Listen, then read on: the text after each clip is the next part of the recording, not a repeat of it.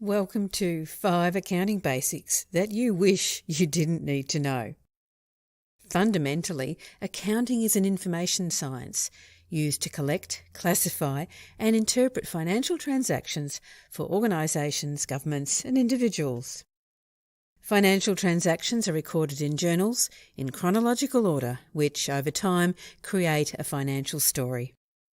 Bookkeeping, which is part of the accounting process, is a recording and coding of where the money comes from and where it goes. Accounting is the processing, systems, communication, interpretation of financial information about a person, a company or an agency.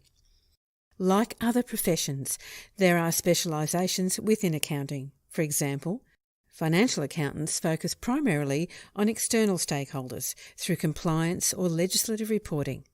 Specific standards and formats may be required. There are often strict timelines associated with producing these reports. Management accountants provide information to people within an organisation. Reports are prepared to assist with informed decision-making through providing specific data and/or analysis.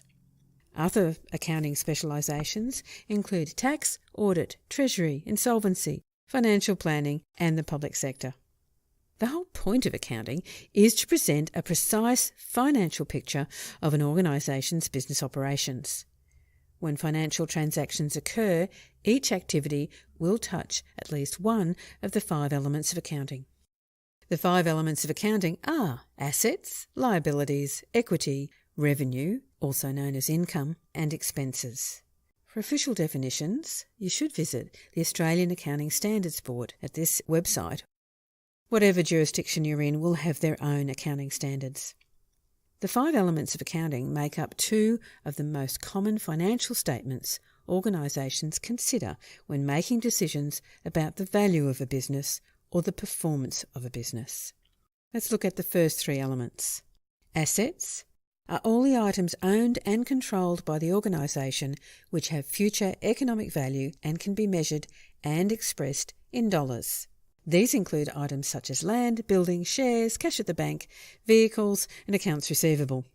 Some of you might be thinking, hang on, why aren't staff listed here as assets? Because the definition of an asset is that the organisation owns or controls it. Sadly, staff can call in sick, quit without notice and occasionally have more uncontrollable behaviours. Also, you can't sell them. Therefore, staff aren't assets as they are not ultimately controlled by the organisation. Liabilities. This is money owed to others. This is things like accounts payable, loans, credit cards, mortgage, long-term leases. Staff aren't liabilities either, not in the accounting sense anyway. Equity is the difference between the two, and it's how much the organisation is worth.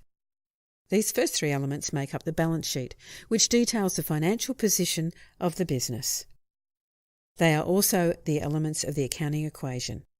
Assets minus liabilities equals equity.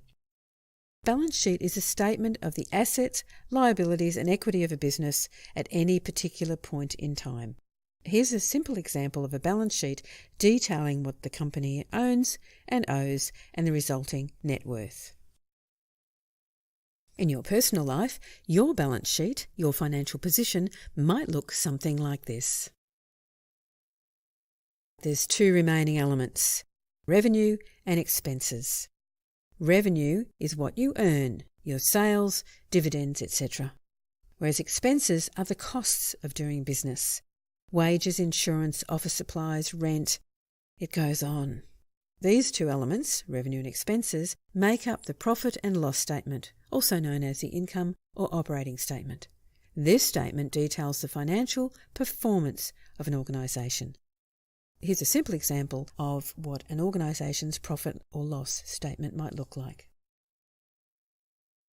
Similarly, each pay period you could run a profit and loss statement. It might look something like this.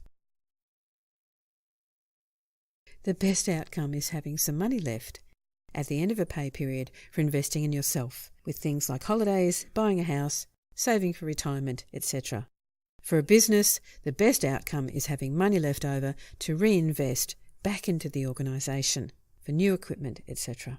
Without the information supplied by good accounting practices, there'd be no basis for organisations or governments on which daily and long-term decisions could be made for developing budgets, investment in research and development, buying new equipment, or developing new products or services. For individuals, understanding where your money goes can be very helpful, especially when going to the bank for a loan. The banks will consider your financial position, how much you owe and own, your balance sheet, and your financial performance, what money is left over at the end of a pay cycle, before lending you any money. Here are some useful websites for those who want to know more about accounting standards around the world. Quick disclaimer, this is information only. Please consult your organisation's financial professionals or your own accountant before making any financial decisions. But what are debits and credits? Accruals? Depreciation? Chart of accounts, I hear you ask? Or maybe you didn't.